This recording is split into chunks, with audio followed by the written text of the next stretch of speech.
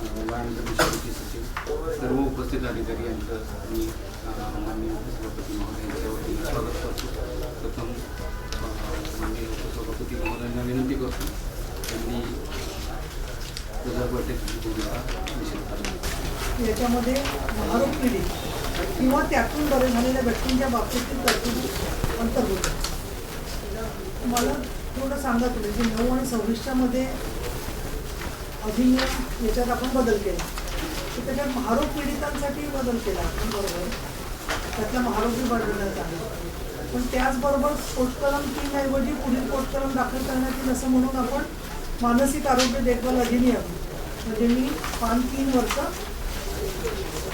अवघ कड देव असते 3 वर्ष 8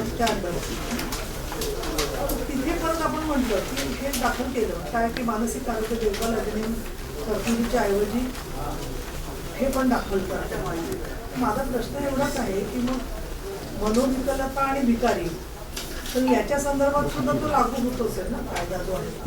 काय केलं सध्या यांच्या ऐवजी जे कायदे नवीन आले आता इंडियन लुनेसी ॲक्टच्या ऐवजी मेंटल हेल्थ केअर ॲक्ट 2017 आला. आपण फक्त त्याचा रेफरन्स बदलला आणि दुसरा लेपर्स ॲक्ट 1898 हा बदलून त्याच्याऐवजी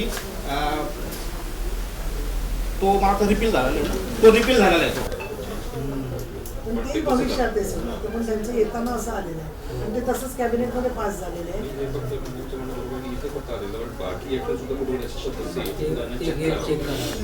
तो पण ॲक्ट बदलताय ना